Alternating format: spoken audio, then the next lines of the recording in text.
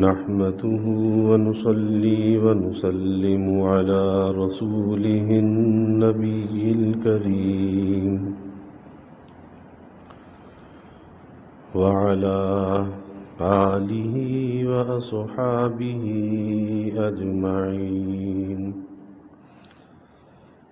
اللهم صل على سيدنا ومولانا محمد وعلى آل سيدنا ومولانا محمد وبارك وسلم صلاة وسلاما كثيرا كثيرا.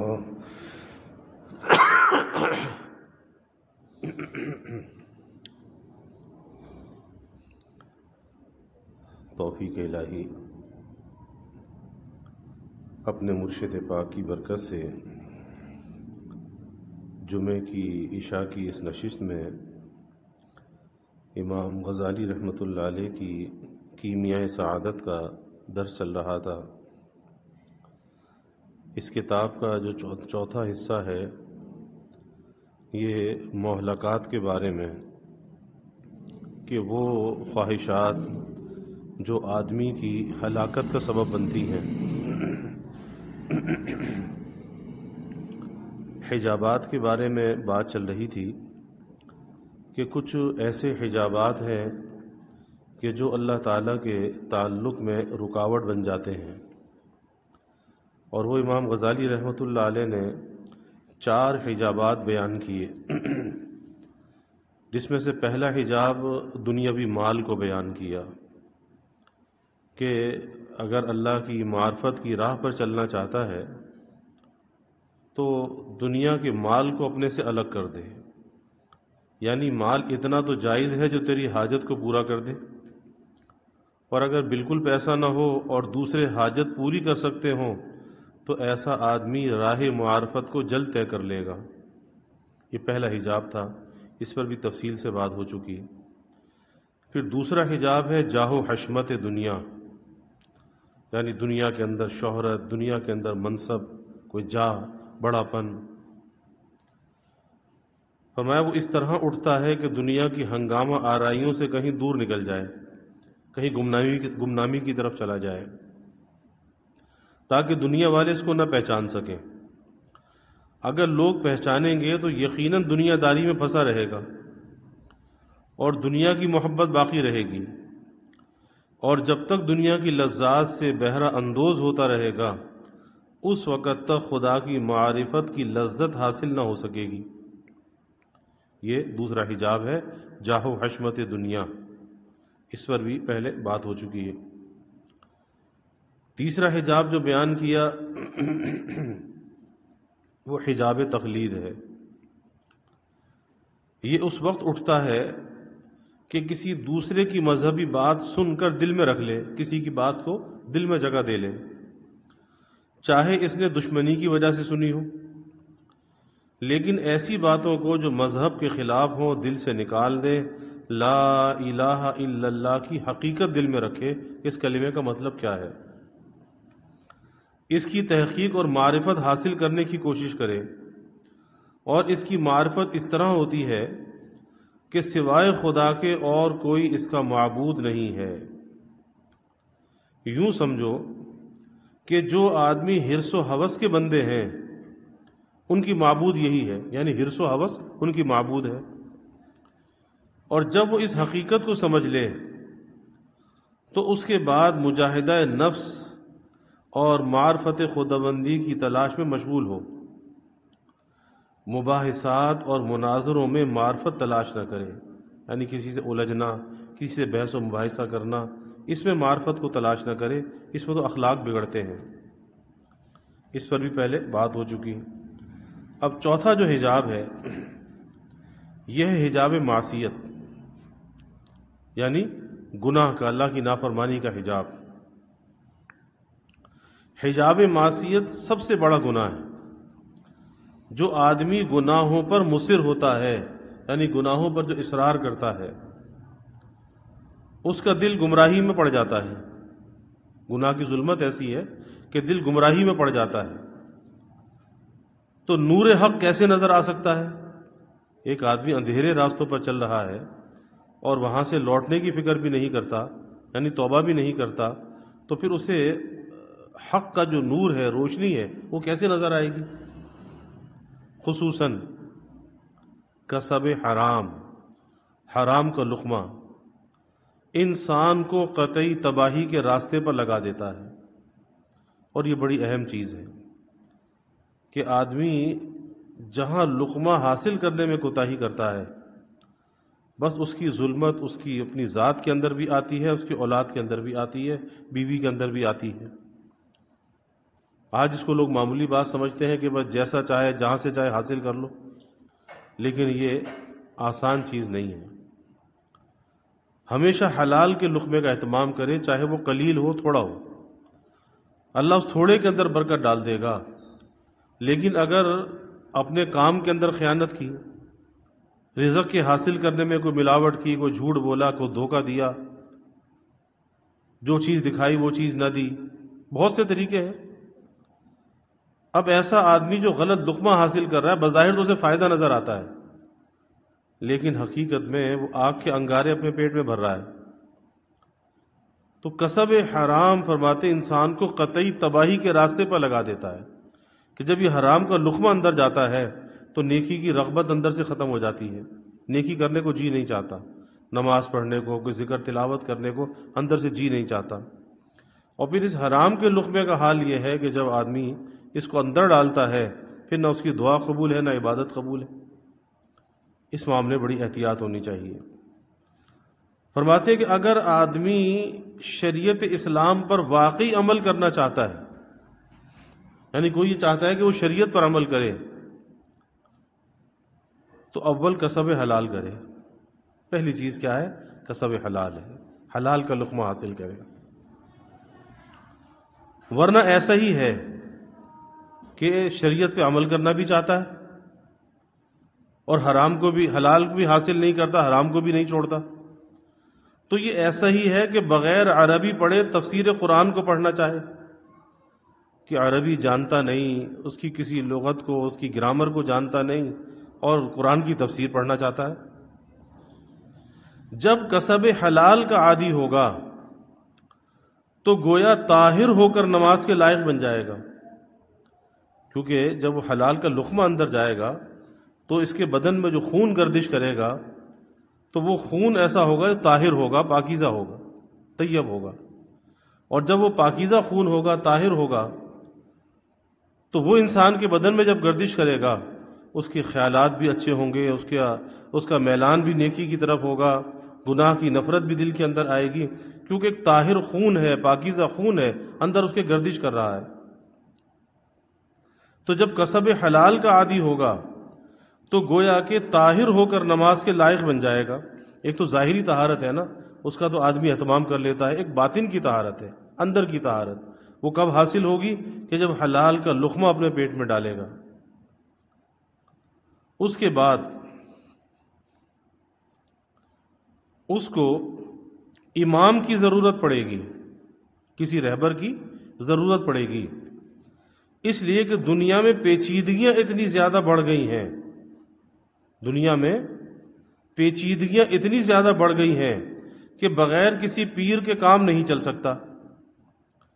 جس طرح رحمانی کام دنیا کو روشن کرتے ہیں، ویسے ہی ساتھ ساتھ شیطان بھی لگا ہوا ہے۔ آدمی نیکی کرتا ہے، اس کا نور دل کے اندر آتا ہے، لیکن شیطان دشمن ہے، نفس دشمن ہے، وہ بھی ساتھ ساتھ لگا ہوا ہے. یہ کچھ کرتا ہے وہ اس کو ضائع کرانا چاہتا ہے، یہ کرنا چاہتا ہے وہ روکنا چاہتا ہے.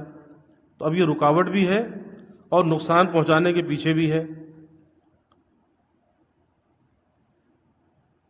جو اپنے راستوں پر آدمی کو لگانا چاہتا ہے، شیطان اپنے راستوں پر آدمی کو لگانا چاہتا ہے، اس سے بچنے کے لیے ایک پیر یا ہادی کی ضرورت ہے، کسی رہبر کی، کہ اس کا دامن پکڑ لے اور اسے پوچھ پوچھ کر زندگی گزارے.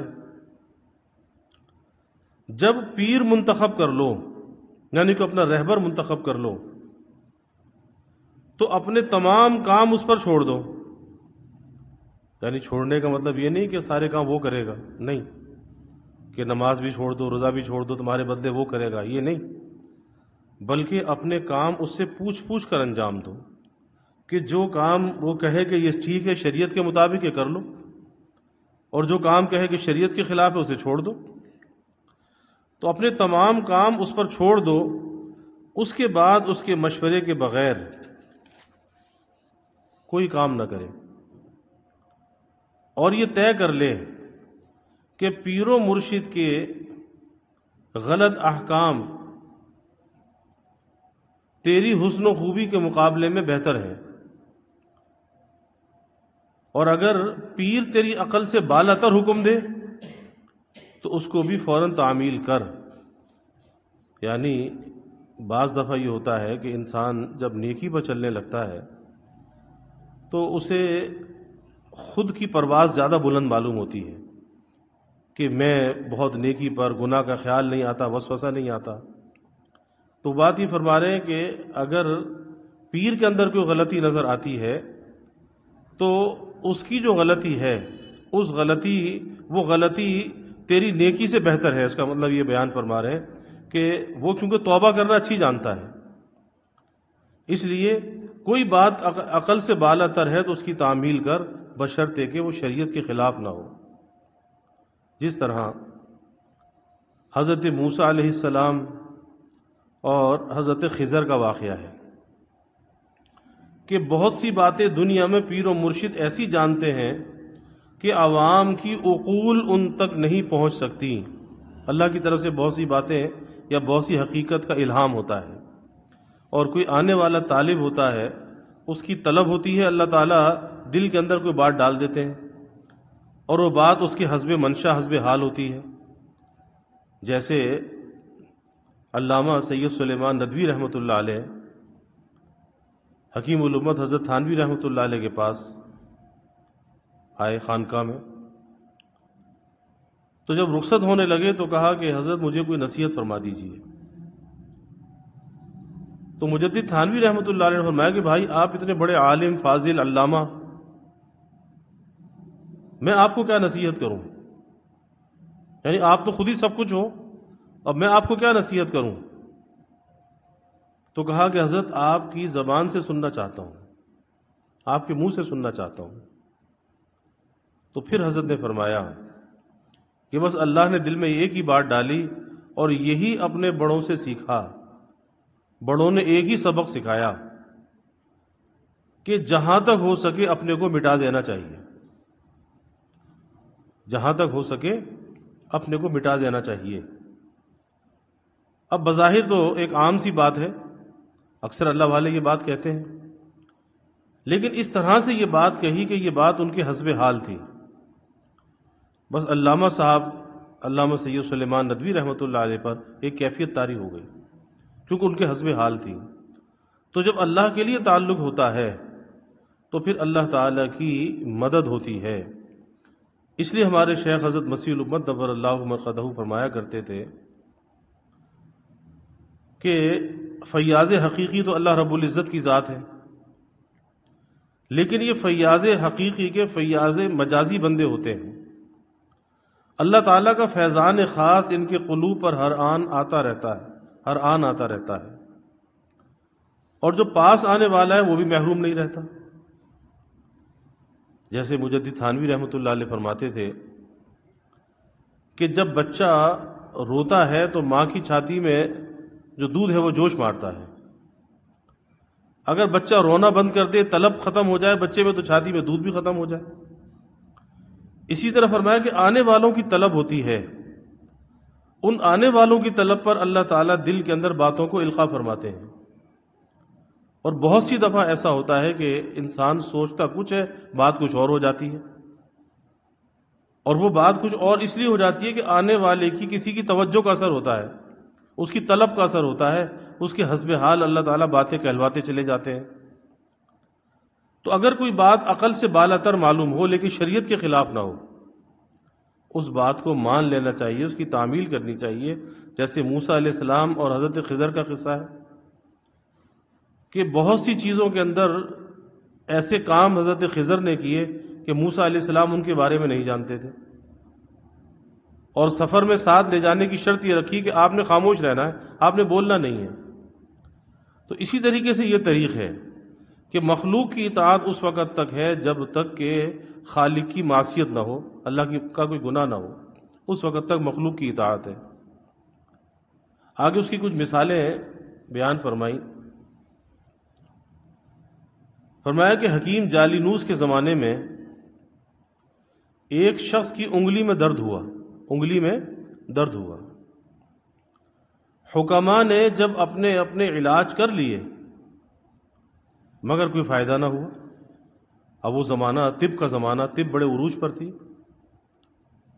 تو بڑے بڑے اطباء علاج کر کے فارغ ہو گئے لیکن فائدہ نہیں ہوا۔ تو وہ شخص جالینوس کے پاس پہنچا، اس نے اس کے شانے پر دوائی باندھ دی۔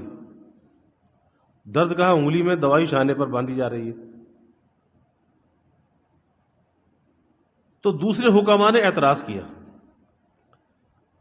کہ بھئی یہ کیا بات ہے، درد تو اس کی انگلی میں ہے، آپ شانے پہ دوائی باندھ رہے ہیں، یہ کیسا علاج ہے؟ اعتراض کیا، لیکن وہ شخص ٹھیک ہو گیا۔ تو سب کو حیرت ہوئی۔ تو جالینوس نے کہا کہ اصل میں اس شخص کے پٹھے میں درد تھا، اس کے پٹھے میں درد تھا، اس کا اثر انگلی میں آ رہا تھا، پٹھے کا علاج کیا، انگلی کا درد صحیح ہو گیا۔ اب یہ کیا چیز ہے؟ یہ اللہ کی طرف سے الہام ہے کہ جسمانی امراض میں بھی جو جسمانی طبیب ہے، جب کوئی مریض اس کے پاس آتا ہے، کسی کو کوئی دوائی لکھ دیتا ہے، کسی کو کوئی دوائی لکھ دیتا ہے، اللہ شفا دے دیتا ہے۔ اب یہ جو دوائی بدل بدل کے وہ لکھ رہا ہے، بس اسی وقت دل میں آتی ہے، وہ لکھتا چلا جاتا ہے، وہ اس کے مریض کے حسب حال ہوتی ہے، دل میں القاء ہوتا ہے۔ تو حکیم جالینوس اس مرض کو پہچان گیا تھا کہ اس کے مسئلہ یہاں پر ہے، اس لیے اس کا علاج کر دو، انگلی کا درد ٹھیک ہو جائے گا۔ لہذا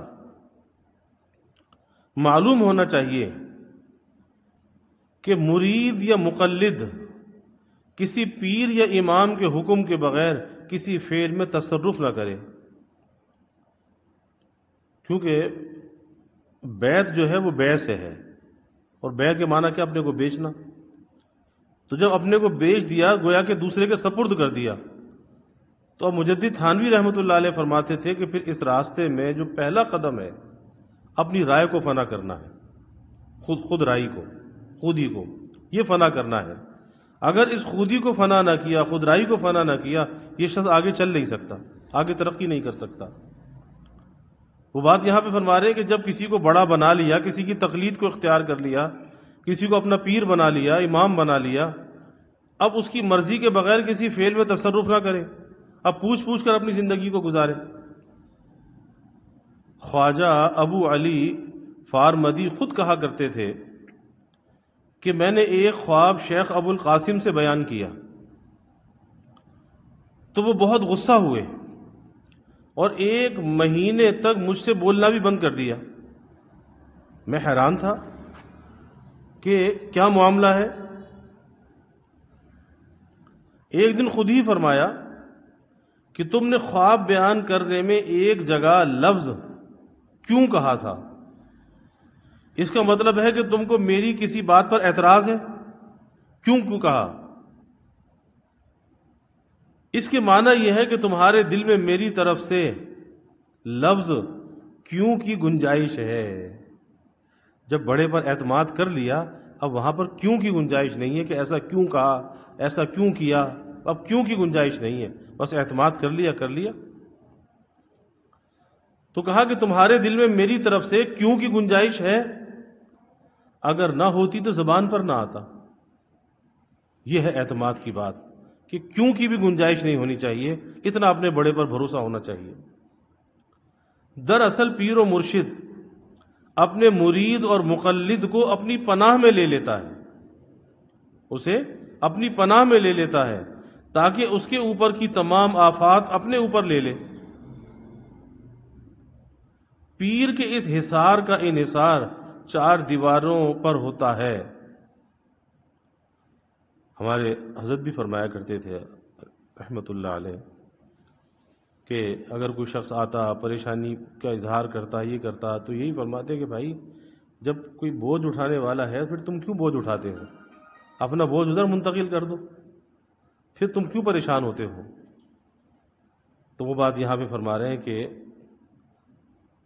مرید کو شیخ یا پیر و مرشد اپنی پناہ میں لے لیتا ہے تاکہ اس کے اوپر کی تمام آفات اپنے اوپر لے لے۔ مطلب اپنے اوپر لینے کا مطلب یہ ہے کہ ایک تو اس کی دل جوئی کرے، اس کے لیے تقویت اور ہمت بڑھانے کا ذریعہ بنے، اور پھر اس پریشانی سے نکلنے کا راستہ بتائے، اسے رہبری اس کی کرے، رہنمائی کرے۔ تو اس حصار کا جو انحصار ہے نا، یہ جو اپنے اوپر لے لیتا ہے، فرمایا کہ 4 دیواروں پر ہوتا ہے۔ نمبر 1 خلوت، یہ کس کی دیوار ہے؟ خلوت، جو مخلوقات کی رنگا رنگ محافل سے متنفر کر کے آنکھوں اور کانوں کی راہیں مسدود کر دیتی ہے۔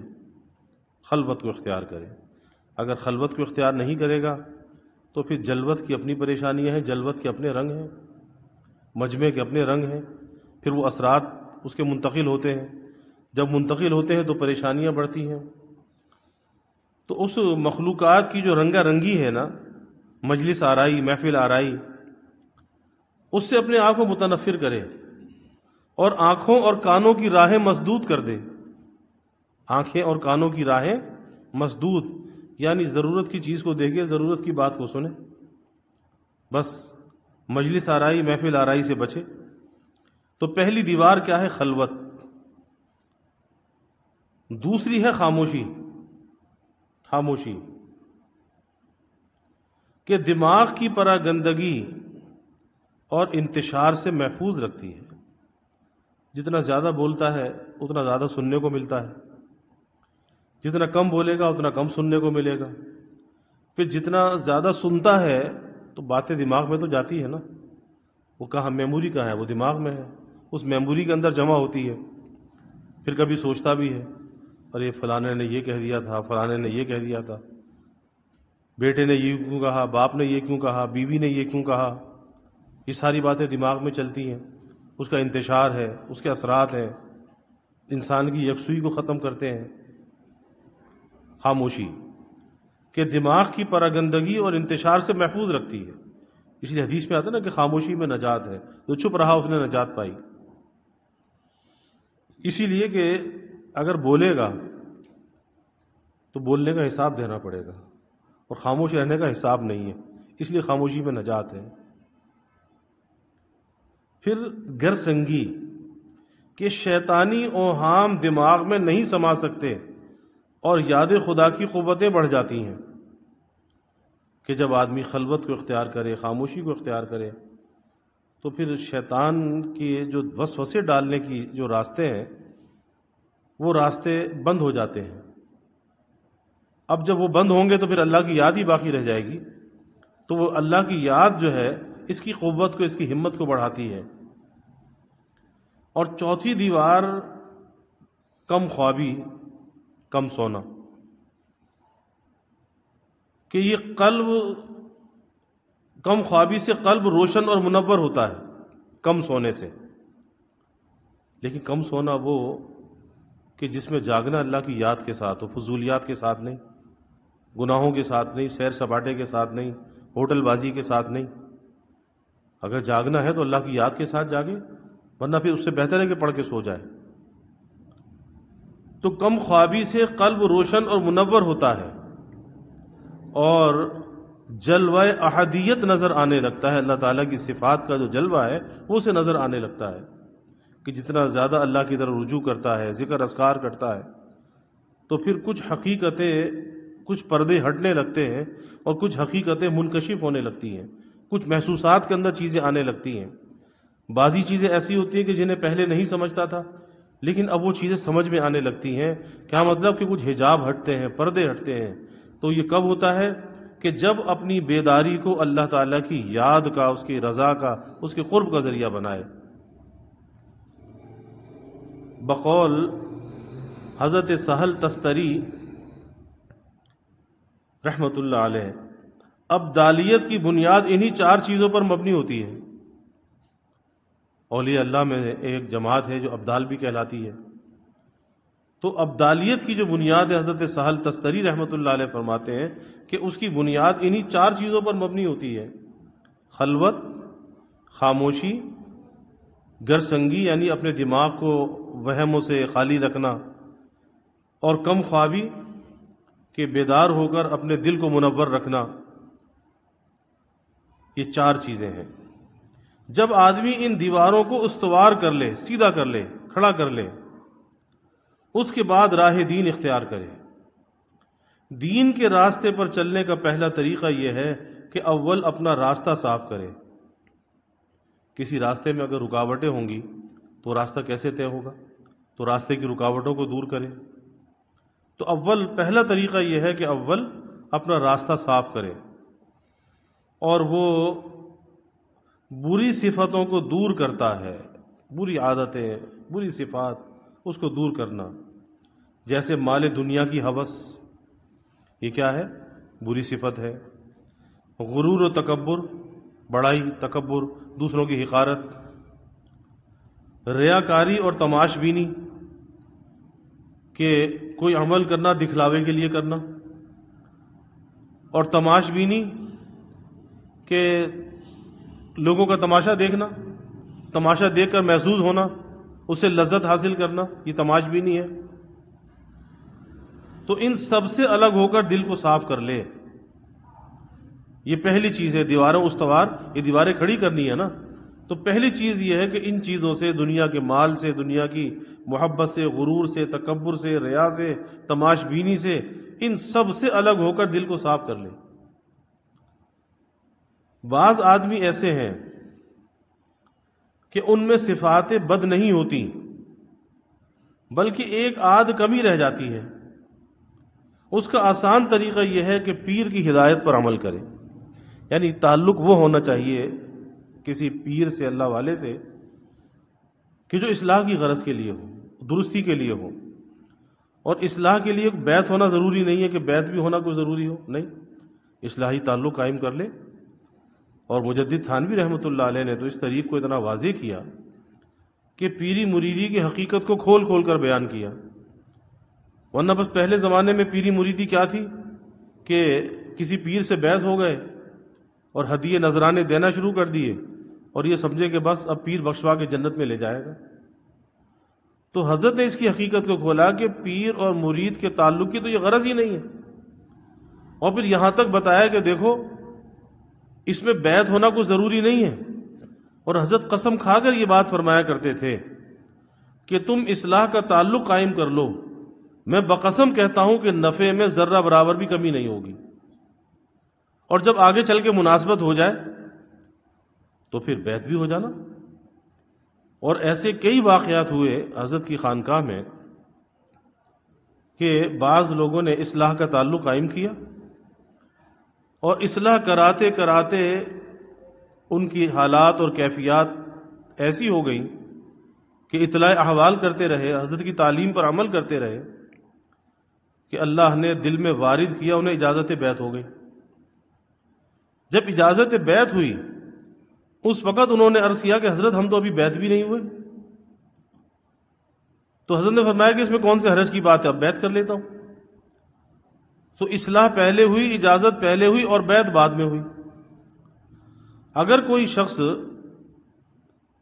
بیعت ہو کر اپنے کو فارغ سمجھ لے تو اس نے اس کی حقیقت کو نہیں سمجھا۔ ہمارے حضرت والد صاحب رحمۃ اللہ علیہ فرمایا کرتے تھے کہ اس تعلق کی جو حقیقت ہے ایک طبیب اور مریض کا تعلق ہے۔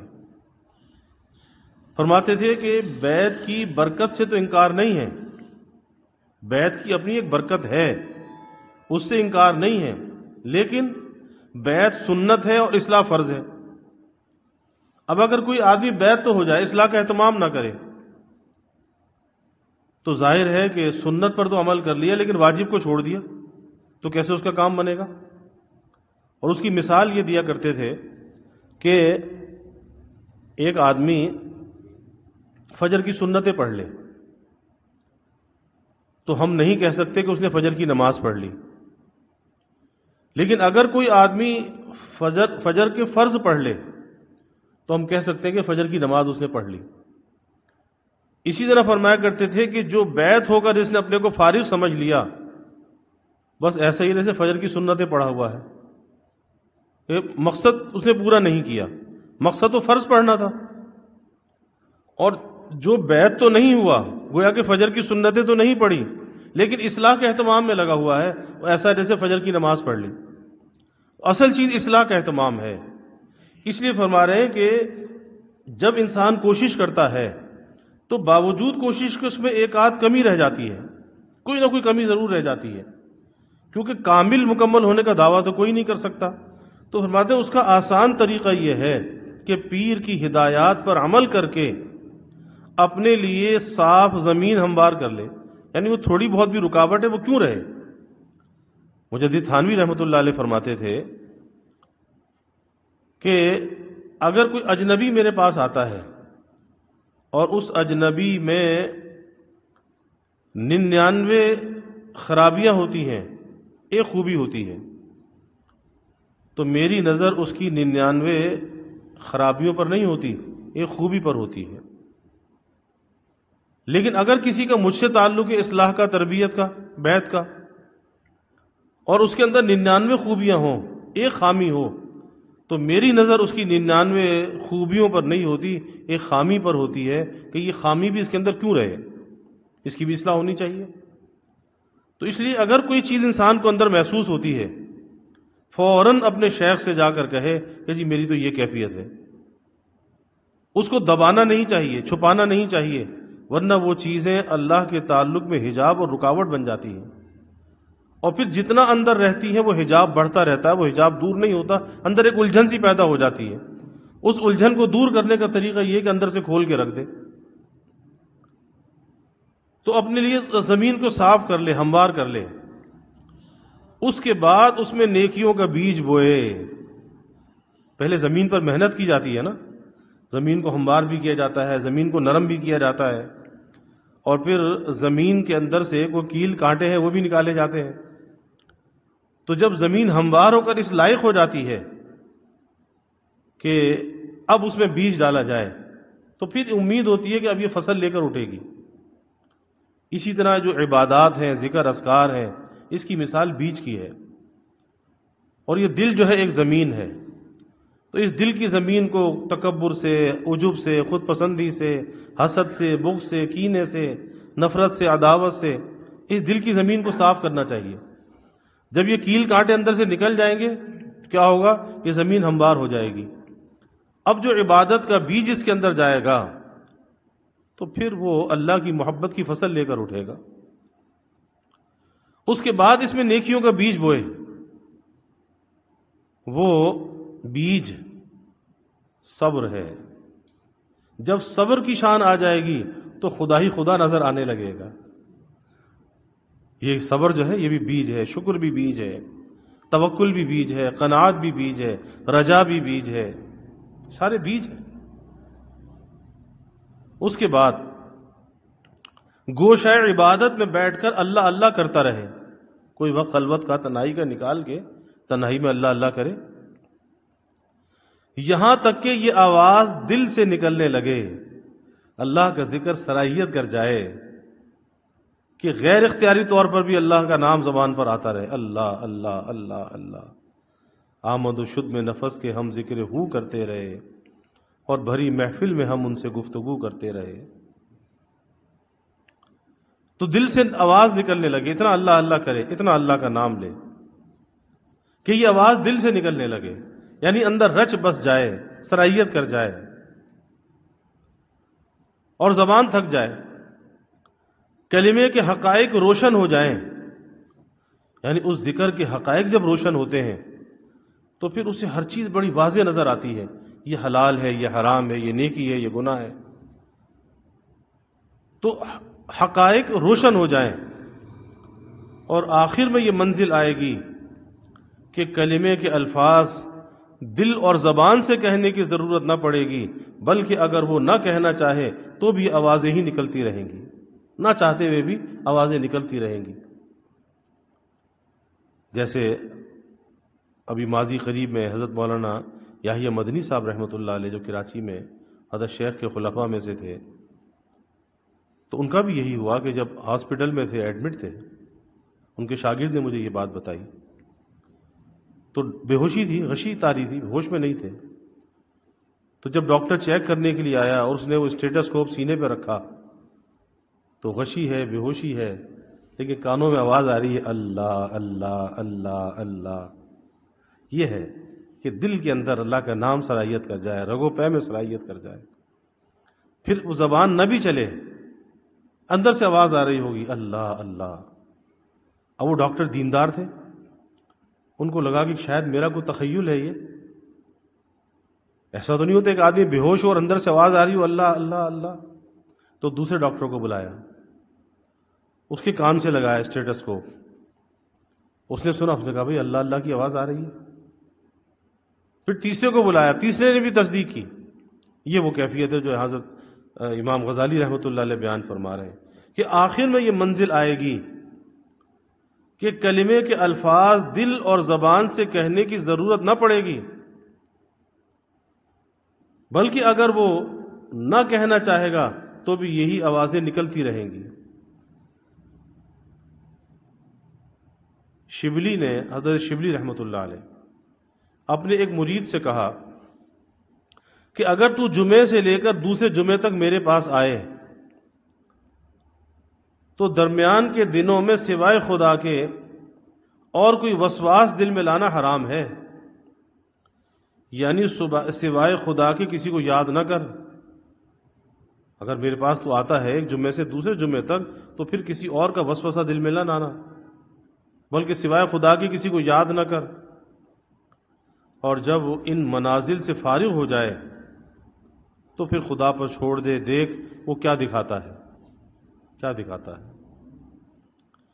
تیری یہ ریاضت رائے گاہ نہ ہوگی، یہ جو ریاضت ہے نا، مشقت، مجاہدہ، یہ رائے گاہ نہ ہوگی۔ خداوند عالم ارشاد فرماتا ہے من کان یرید حرث الآخرۃ نزد لہ فی حرثی، یعنی جو آدمی میری عبادت کرنے میں مشغول رہتا ہے میں اس کو اور توفیق دیتا ہوں۔ جتنا یہ مشغول ہوتا جاتا ہے وہاں سے توفیق بڑھتی جاتی ہے۔ اس منزل میں مختلف درجات پیدا ہوتے ہیں، مختلف کیفیات پیدا ہوتی ہیں۔ بعض کو کلمے کے حقائق میں توہمات پیدا ہونے لگتے ہیں، بعضوں کو یہ بات نہیں ہوتی بلکہ ارواح مقدسہ نظر آنے لگتی ہیں۔ عموماً خواب میں ایسا ہوتا ہے اور کبھی کبھی حالت بیداری میں بھی، لیکن جو کیفیت ہو اپنے شیخ سے کہتا رہے اور وہ جو تعلیم دے اس پہ عمل کرتا رہے۔ آگے کے منازل اور زیادہ ہیں لیکن ان کو بیان کرنا یہاں مقصود نہیں۔ بہتر یہ ہے کہ اس راہ کو طے کرنے والا سنی سنائی باتوں پر عمل نہ کرے بلکہ خود کو جو حالات پیش آتے رہیں اس سے سبق حاصل کرتا رہے، ورنہ حجابات باقی رہیں گے۔ اور ہر آدمی کی کیفیات جدا ہوتی ہیں، کیونکہ اللہ تک پہنچنے کے جو راستے ہیں وہ مخلوقات کی سانسوں کے برابر ہے، اس سے بھی زیادہ ہے۔ اب یہ ان کی مرضی ہے کس کو کس طرح سے راستہ طے کرائیں، جس کو جس طرح سے طے کرائیں گے اس کی کیفیات الگ ہوں گی، اس کے حالات الگ ہوں گے۔ اب وہاں پر بھی اپنی رائے کا، اپنی تجویز کا فنا ہے کہ جس راستے سے وہ لے چلیں بس اس راستے سے چلے، اپنی طرف سے کوئی تجویز نہ لائے کہ ایسا ہو ایسا ہو ایسا ہو، نہیں، بس ان کی مرضی میں راضی رہے، جس طرح لے چلیں بس چلتا رہے۔ فرماتے امام غزالی رحمۃ اللہ علیہ ہمارے علوم بس یہاں آ کر ختم ہو جاتے ہیں، اتنی باتیں تمہارے ایمان کے لیے کافی تھیں۔ بعض علماء تو انہی مدارس سے منکر ہیں، اس لیے کہ ان منازل پر بھی وہ نہیں پہنچ پاتے اور اسی لیے وہ مخالفت کرتے ہیں، واللہ اعلم۔ یعنی اس سے آگے کی جو بہت سی باتیں ہیں ان کو فرماتے ہیں کہ اس کو بیان نہیں کیا جا سکتا کہ کیا کیا چیزیں، کیا کیا حالات، کیا کیا انکشافات ہوتے ہیں، اس کو پھر بیان نہیں کیا جا سکتا، بس اتنا ہی کافی ہے۔ اللہ تعالی ہمیں عمل کی توفیق عطا فرمائے۔ وآخر دعوانا الحمد للہ رب العالمین والعاقبۃ للمتقین والصلاة والسلام علی اشرف الانبیاء والمرسلین، اللہم صل علی سیدنا و مولانا محمد وعلی آل سیدنا و مولانا محمد وبارک وسلم۔ ربنا آتنا فی الدنیا حسنہ وفی الآخرۃ حسنہ وقنا عذاب النار۔ ربنا اتمم لنا نورنا واغفر لنا انک علی کل شیء قدیر۔ اللہم اعنا علی ذکرک و شکرک و حسن عبادتک۔ اللہم وفقنا لما تحب و ترضى من القول والعمل والفعل والنیت والہدى انک علی کل شیء قدیر۔ اللہم انا نسألک الہدى والتقى والعفاف والغنى۔ اللہم انا نسألک الصحة والعفة والأمان وحسن الخلق والرضا بالقدر۔ اللہم زدنا ولا تنقصنا وأكرمنا ولا تهنا وأعطنا ولا تحرمنا وآثرنا ولا تؤثر علينا وأرغنا وارض عنا۔ اللهم إنا نعوذ بك من جهد البلاء ودرك الشقاء وسوء القضاء وشماتة الأعداء۔ اللهم إنا نعوذ بك من زوال نعمتك وتحول عافيتك وفجاءة نقمتك وجميع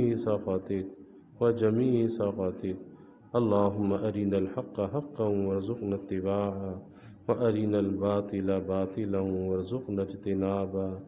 اللهم إنا نسألك العفو والعافية والمعافاة الدائمة في الدين والدنيا والآخرة والفوز بالجنة والنجاة من النار۔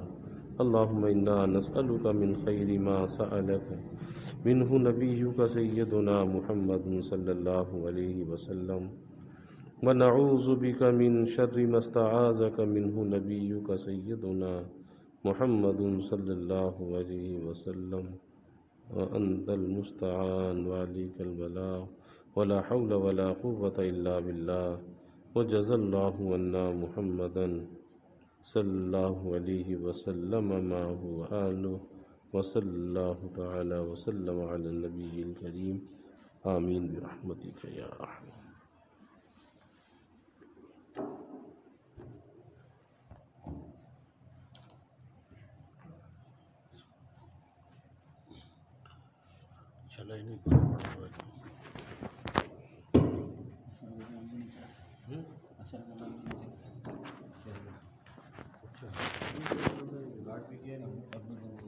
ریکارڈ تو خراب ہی تو ہو گیا، ابھی اس پہ بھی نہیں ہو رہا لکھا ہے وہ انہوں نے پتا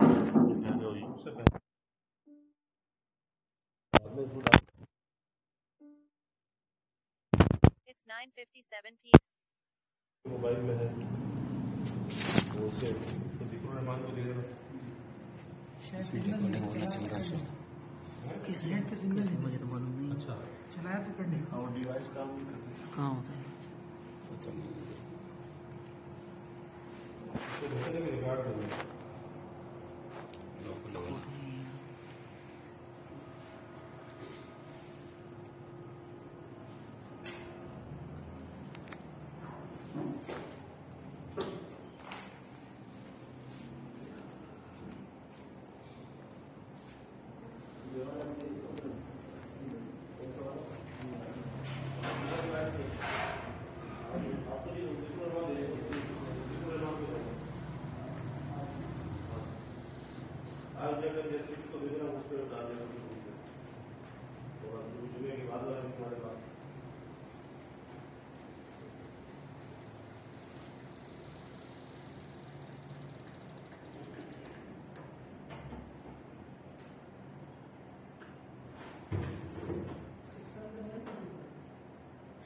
خراب ہوگی میرے ڈائریکٹ نہیں نکال ہو جاتا وہ سب سے اچھا تھا آواز کے لیے اس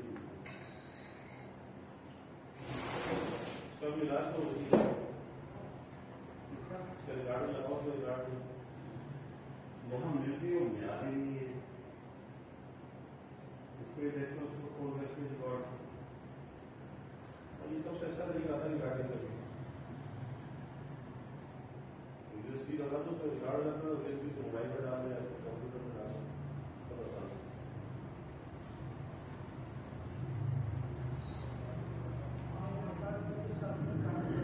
ہاں کارڈ یوز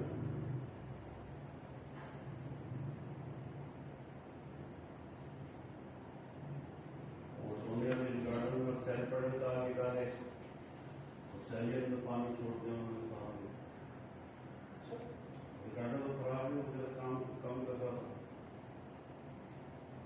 سیل میں کپڑے سے پانی سیل تو بدل کے لگایا ہے بدل تو لگایا تھا اندر وہ سسٹم ایسی خراب میرا تو کرنٹ شارٹ کر دی گرا ہے پہلے میں چائنا سے گھر آیا تھا کتنا اچھا لگا ہے 2010 میں لایا تھا اب تک وہ تقریباً 10 سال چلا ہے بہت اچھا چلا اس سے بہت ہاں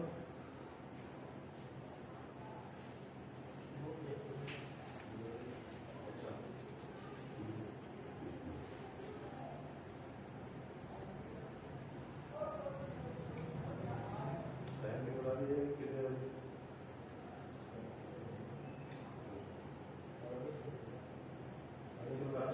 کھانا جو ہے گرم آئے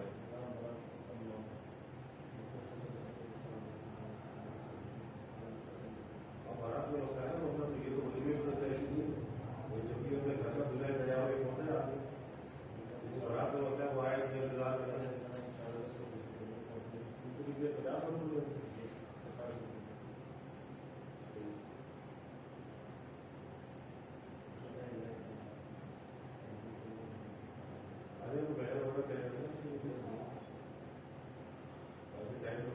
خراب بھی پڑا جائے زیادہ ہوگا کیا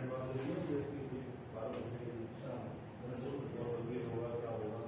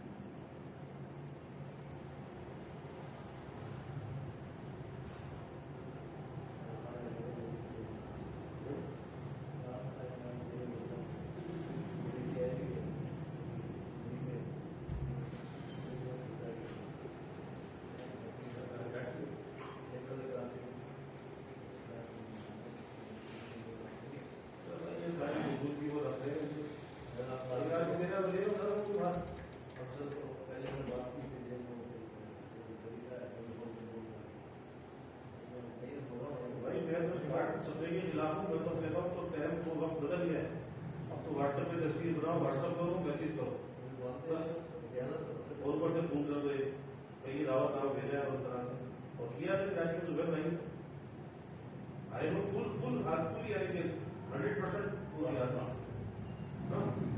بلکہ اس وقت واٹس ایپ بھی نہیں تھا اپنے پاس وہ میسج کیے تھے اور فون کیے تھے بس آج کل شہر میں کارڈ بانٹے جاؤ سارا دن میں 3 کارڈ بڑھتے بس ہماری کتنی آپ بچا کتنا اگر جو 20-30 کارڈ بانٹنے ہو کراچی میں تو بولیں گے آپ کے دوست ایک بار خبر نہیں ہے ہزاروں روپئے اس میں جائے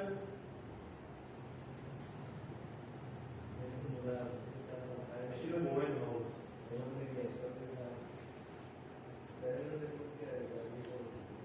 ایسا فرض واجب تو ہے نہیں آ جائے ٹھیک ہے نہیں آ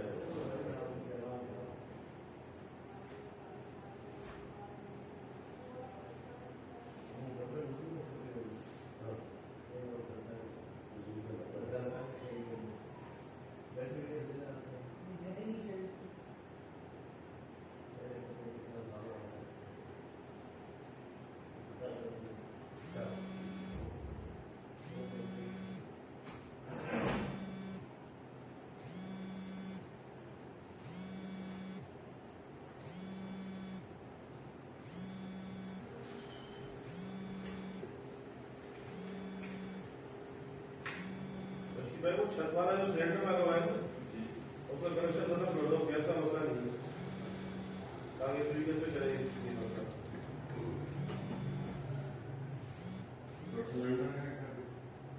सिलेंडर रखा है, कभी जरूरत पड़ेगी भरवा लेंगे।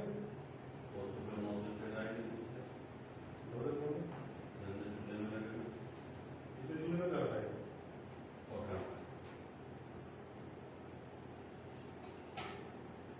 इसके लिए अलग मॉडल होता है, और जो हमारा गैस उसका अलग होता है। उसको बहुत इसलिए नहीं तो नहीं है, सिलेंडर का काम नहीं है ना, मतलब कुछ होता है इस्तेमाल।